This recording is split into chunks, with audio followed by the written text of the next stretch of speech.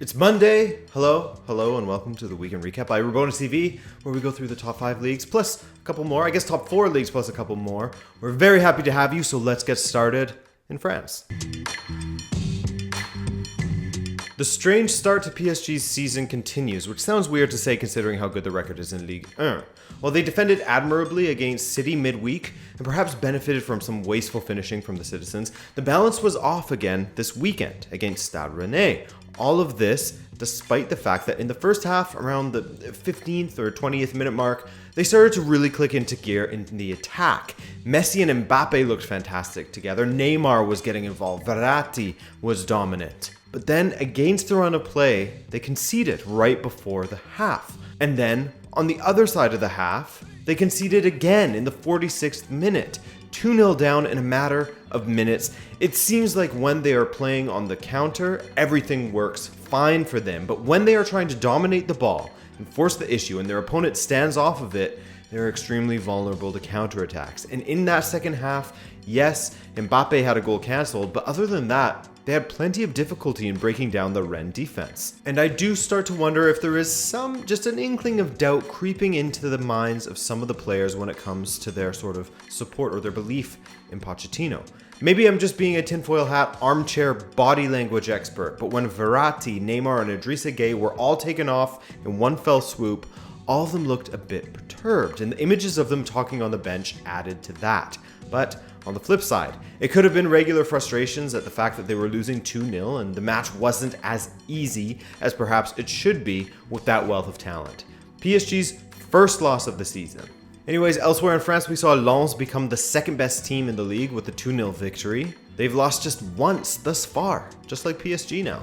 Lille, that's more like it from them, as a Jonathan David brace gave them a 2-0 win at home against Marseille. Tim Weah with another assist. Lille's 4th victory of the season, and with that they move up to 8th. Nice with another victory to hang in 3rd. Lyon blew their lead late to Saint-Étienne, and they are sitting in 10th, while AS Monaco's 3-0 victory over Bordeaux moved them up the table as well. In Portugal, Benfica played a ridiculous match really, in which the opposing keeper had 6 saves in the first half alone, and in the second, Benfica started to break down a bit, gave up a goal from the only shot on target that Portimonense had, and ended up losing. It was horrible. I was pissed earlier, but I can laugh now. These things happen, especially when a team is, wasting time from the kickoff, basically. And we had to lose at some point, right? FC Porto's Luis Diaz has done it again as he fired Porto to a 2-1 victory. Sporting also got a 2-1 victory over Arouca and Estoril. They allow Gil Vicente back into the match twice for the 2-2 draw. Benfica's lead is cut to just 1 point now with that loss, their first loss of the season across all competitions. On Saturday, Manchester United put in another lackluster performance, as is becoming the habit this season. Their last convincing win was probably that 4-1 against Newcastle, as since then, yes, they have won matches, but the overall quality of performances has not been very high, or at least not as high as it should be given the squad they have. This week they were held at home against Everton 1-1, and you know what? In the first hour or so, United actually looked quite decent, but once the changes were made, they went back to having no identity, no plan in the attack, and Everton punished them for it. It was a draw that could very well have been a loss had Davies elected to shoot instead of squaring to Yerry Mina. Thankfully for United and Ollie, Mina was a fraction offside. It was a great display from Everton, Townsend with another goal and a Ronaldo celebration. Great squad for United, but again, it feels like it's being held back a bit. They are way underperforming given the personnel in that team. Speaking of Chelsea's performance, you could argue that they weren't playing great in that first 3 quarters of the game for sure, but they were a bit unlucky in some respects. That was Timo Werner's 16th goal that he has had called off since joining Chelsea. Thankfully for him and Chelsea, he did manage to get the game-winning goal late on, and they added another for good measure. Shout out Ralph and Saints, but a solid win in the end for Chelsea, 3-1. The tough times continue for Brendan Rodgers and Leicester as they are now winless in 4 matches following their 2-2 draw with Crystal Palace this weekend. They will next take on Manchester United in a game where each side could use a positive result. Luckily for United, they are playing at the King Power Stadium because, United are better away than at home. Brentford got another positive result themselves. Joan Wissa was the hero as Brentford beat West Ham 2-1 away in the 94th minute. Good run of matches for Risa after scoring against Liverpool last weekend. In fact, he scored in 3 consecutive matches for Brentford now across all competitions, 4 goals in that stretch. And speaking of 2-1 victories, there were a couple more this weekend, including Bruno Lage and Wolves beating Newcastle at Molineux. How good is He Chan Huang, by the way? So fast. And if you haven't watched him yet, make sure you do so, because he's one of those players that is such a joy to watch. And he and Raul Jimenez look like they could strike up quite the partnership in the attack for Wolves. Jimenez set up Chan for both goals, his 2nd and 3rd of this Premier League season. Wolves have won 3 of their last 4 matches now and are slowly climbing back up that table. We also saw Wolves' former manager Nuno get back to winning ways with Tottenham. Credit to Spurs as they looked quite good on the day, I thought. Really giving Villa a lot to think about defensively, with Son looking incredibly dangerous down that left throughout the match, really. This could have been a banana skin for Tottenham, but Højbjerg's first half strike, that was wonderfully worked, by the way, coupled with Matt Targett's own goal, gave Spurs the 2-1 win. Much credit once again to Son for that 2nd goal. Unlucky that Mora was robbed of it. But hey, Tottenham have stopped the bleeding in the Premier League. Of course, they won in the Conference League midweek, but a loss there, and you would expect major questions to be asked of Nuno. Arsenal couldn't quite get their 4th win on the spin, but holding Brighton, one of the top teams thus far, to 0-0 isn't bad. Weird saying that as an achievement for Arsenal at this point, but hey, and even stranger yet, Leeds got their first victory of the season this weekend. Manchester City versus Liverpool, my goodness, what a match this was. The first hour wasn't great, the last 30 minutes, insane. City absolutely dominant in the first half, Foden cooking Milner down the left on a regular basis, forcing a big save out of Alisson, while Liverpool didn't show up in that first half. But Klopp turned things around in the second, and his side turned things on its head, dominating play and getting the opener. A stunning goal, really, with Fabinho's brilliant ball to Salah, Salah's run, and then the perfectly weighted pass to Mane to roll it under Emerson. 1-0 there, but City started to fight back. Foden, City's best player on the day, equalized minutes later as he arrowed one into the bottom corner. No chance for Alisson. Now, there's definitely some room for City to be extremely frustrated that Milner didn't get a 2nd yellow for his cynical trip on Bernardo Silva. 100% should have gotten a 2nd yellow there and have been sent off, and that's why Guardiola lost it on the sidelines and subsequently got himself a yellow card. But my God, Mo Salah, with an early contender for the goal of the season as he was surrounded by 3 defenders, skipped away from them, left Laporte on roller skates, and then hit it in off of the post with his weak foot. Insane from him. He's one of the best players in the world based off of current form, with 6 goals and 3 assists. You want more? City go the other way a few minutes later, and with a cutback making its way to Kevin De Bruyne, his strike deflected in off of Matip to level at 2-2. Fabinho had an open goal attempt blocked by Rodri. That really should have been 3-2. I mean, this was some 2017-18 Liverpool versus City stuff, and it ended 2-2, which is probably the right score. What a treat it was to watch this one. So, the result was perfect for Chelsea as they go into the international break as the league leaders, but look at the chasing pack. No doubt some will fall off, but it's exciting as is, isn't it? It was the perfect weekend for Atletico Madrid as they welcomed Barcelona to the Wanda Metropolitana, and this match was over after 45 minutes.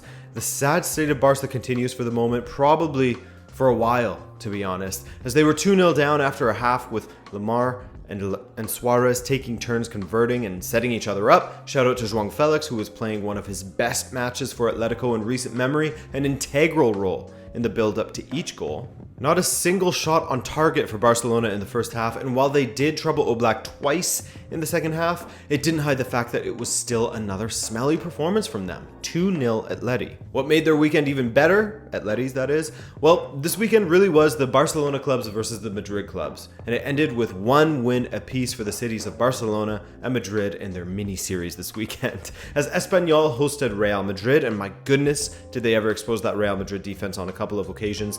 One to forget for Nacho. It was another one of those matches where Real Madrid dominates, and yet they struggle to convert their chances, while their opponents had the opposite sort of issues. None of the ball, happy to counter, and looking dangerous when they go forward. With the blunder from Nacho included, Espanyol were 2-0 up at the 1 hour mark with goals from Raúl de Tomàs and Alex Vidal. It really wasn't clicking for Real Madrid until Jovic came on, and wouldn't you know it, he would be the one to assist Benzema for the goal. And by saying assist Benzema, I am being incredibly generous, as the Frenchman still glided around the edge of the box before finding the near post, 9 goals in 8 matches for Benzema. 2-1 the final for Espanyol, 2 2-1 losses in a row for Real Madrid in matches that they should only be winning.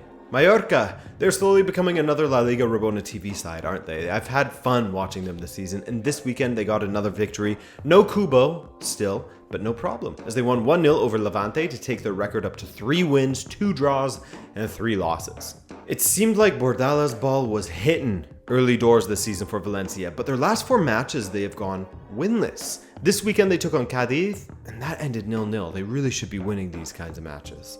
Watch out for Osasuna, by the way, ladies and gentlemen, as they got a 1-0 win over Radamel Falcao's Rayo Vallecano. That makes for 3 wins in their last 4 matches, and they're swinging with the top dogs at the moment in the league table. Villarreal, it took them a while, but they're starting to get the wins they need to climb the table, and the wins they probably deserve as well. This weekend, they took on Real Betis, and the great form of Arnaud Danjuma continued. He scored a brace, and he has been involved in 4 goals in the past 4 matches for Villarreal. 2-0 there. Real Sociedad had to come from behind to rescue a point against Getafe. Sevilla lost to Granada 1-0. Huge win for Granada, really. And that means that in La Liga, look at the table here. We have a 3-way tie at the top between Real Madrid, Atletico Madrid, and Real Sociedad. Sevilla on 14, Osasuna on 14, Vallecano, Bilbao on 13 apiece. I really haven't spoken about Real Vallecano enough, I don't think, because they're right up there. And then on 12 points, Valencia, Barcelona, Real Betis. Despite all of their issues, FC Barcelona only 5 points off of the top. Somebody stop Köln, if you dare. They are now unbeaten in 5 matches, which is the second best unbeaten run in Germany currently. And this weekend they dropped a 3-1 win against Greuther Fürth. And to think that we nearly lost Köln from the Bundesliga last season via the playoff. A brace from Elias Skiri and another from Anderson was enough for the win for Köln. After such a strong start to the season, FSV Mainz are now without a win in 3 matches and have lost 2 consecutively. This weekend they lost at home 2-1 against Union Berlin. A 4-minute brace from Taiwo Awoniyi gave the visitors the comeback victory. That's 5 goals and 7 appearances for Awoniyi now.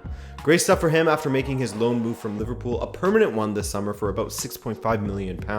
Christopher Nkunku's purple patch continued for RB Leipzig as he scored another brace. He can't get a call up to the French national team ahead of the likes of Ben Yedder, Martial, or Griezmann, a Griezmann who hasn't done much since joining Atletico, but hey, not my problem at least, but I do feel for Nkunku. He scored a brace against Bochum to take his tally up to 8 goals in 5 matches. Wild stuff. And Leipzig got another victory. Andre Silva with the other goal for them, a goal and assist for the Portuguese striker in this match. 3-0 the final, 2 wins on the spin for Leipzig. The fall of Wolfsburg continued this weekend as they lost 3-1 at home against Borussia Mönchengladbach, who are starting to look a bit better under Adi Hütter now, aren't they? They beat Dortmund last weekend, they beat Wolfsburg convincingly this weekend, and they have 3 wins in their last 4 matches now. Much better from them, while Wolfsburg are winless in their last 5 matches across all competitions. And may I introduce you to the only team that is yet to lose this season? No, it's not Bayern. Is Christian Streich and his SC Freiburg side. The man who has been managing Freiburg for over a decade oversaw their 4th victory of this very green Bundesliga season up against Hertha Berlin. Nils Petersen with the 78th minute winner after Christoph Piatek. Remember him? Had equalized for Hertha in the 70th. Things look so good for Piatek at Genoa. Stuttgart got a 3-1 win over Hoffenheim, bringing to an end Stuttgart's 5-match winless run in the Bundesliga. And the opposite of such, Bayern Munich had their 6-match unbeaten run to open the season stopped short of 7 as they took on Glasner and Eintracht Frankfurt. Frankfurt being the absolute dons of the draw with 5 consecutive draws prior to this weekend in the Europa League.